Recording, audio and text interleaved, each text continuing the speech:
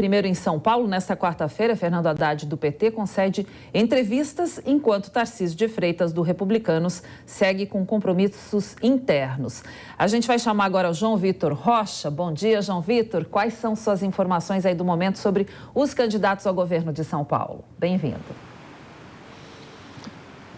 Muito bom dia, Cláudio. Bom dia a todos que acompanham o Jornal da Manhã, segunda edição. Cláudio, vamos começar então com o candidato do Partido dos Trabalhadores, Fernando Haddad, que ele começou a sua agenda de hoje concedendo uma entrevista por telefone à Rádio Eldorado por volta de 8h30 da manhã. Nesse exato momento, Fernando Haddad participa de uma sabatina com jornalistas da Folha de São Paulo e também do UOL. Começou há alguns minutos, por volta de 10 horas da manhã. E a sua última agenda oficial do dia de hoje será uma terceira entrevista, dessa vez ao Flow Podcast. A gente lembra que o Flow Podcast já vem recebendo alguns políticos nas últimas semanas. Recebeu o candidato ao governo de São Paulo também, Tarcísio Gomes de Freitas, há 4 dias. E nas últimas 2 semanas recebeu o ex-presidente Lula e também o presidente Jair Bolsonaro. E essas entrevistas ao Flow Podcast sempre são cercadas de muita expectativa, Cláudia, e de muita polêmica, porque foi exatamente lá no Flow, com um canhão de audiência, onde o ex-presidente Lula conseguiu receber mais de 1 milhão de visualizações únicas em um certo momento da sua entrevista. Foi um recorde aqui no Brasil. E logo na sequência, uma semana depois, foi a vez do presidente Jair Bolsonaro bater esse recorde com mais de 1.600.000 visualizações únicas em um momento da sua entrevista lá no Flow Podcast. A gente vê que é um canhão de audiência, um lugar muito importante onde os candidatos utilizam para furar a sua bolha daquela campanha na sua militância. E agora será a vez de Fernando Haddad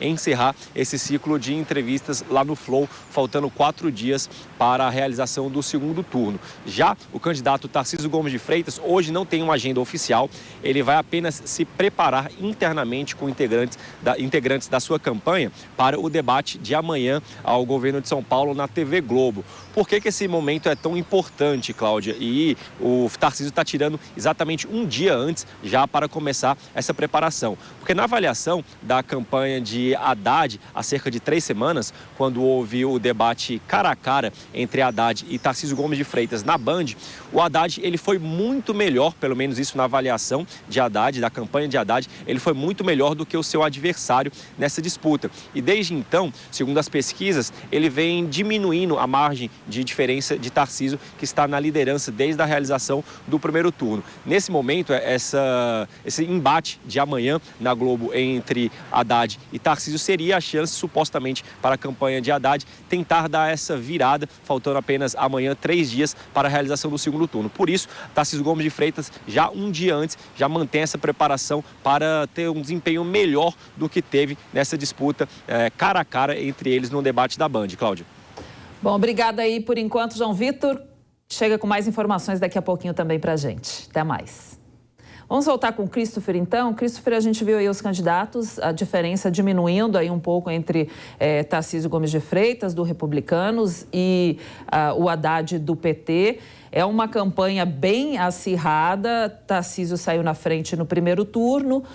A dificuldade maior de Haddad é no interior. Como que a gente deve ter surpresas daí nesse segundo turno, ou você acredita que os números podem continuar dessa forma? Cláudia, os números que foram apresentados nos últimos 2 dias demonstram que, de fato, a diferença entre os 2 candidatos diminuiu. Mas, ainda assim, o candidato Tarcísio, do Republicanos, está na dianteira, né? Isso precisa ser mantido para que ele possa ser o candidato vencedor. Ele tem focado principalmente no interior de São Paulo, um reduto que era tradicionalmente tucano, né, do PSDB, que foi o partido político que governou por mais tempo o estado de São Paulo, e agora perdeu, né, nesse primeiro turno. O governador Rodrigo Garcia não foi para o segundo turno, e inclusive demonstrou seu apoio a Tarcísio de Freitas. Do outro lado, nós temos o Haddad, né, que tem uma dupla responsabilidade. A primeira delas é enfrentar essa resistência dos prefeitos, sobretudo do interior paulista, e o segundo desafio é elevar também no estado de São Paulo o nome de Lula. Então ele tem uma responsabilidade não apenas estadual, mas também nacional, de tirar a vantagem que o Bolsonaro teve lá no estado.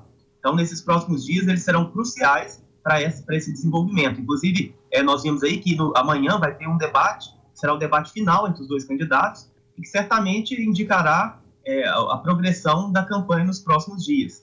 O estado de São Paulo é um estado muito interessante, porque não necessariamente quem está na frente, à véspera da eleição é aquele que de fato ganha a eleição. Só para relembrar, todas as pesquisas indicavam que ao Senado também é uma eleição majoritária, assim como as eleições para governador, quem estava na frente era o Márcio França, ex-governador de São Paulo, do PSB. Na hora que as urnas foram abertas, quem estava na frente era o Marcos Pontes, ex-ministro do presidente Bolsonaro, que faz parte, inclusive, do Republicanos também, mesmo partido de Tarcísio de Freitas. Então, a nossa expectativa é muito grande, a nossa ansiedade é muito grande para verificar como será o comportamento do eleitor paulista no próximo domingo.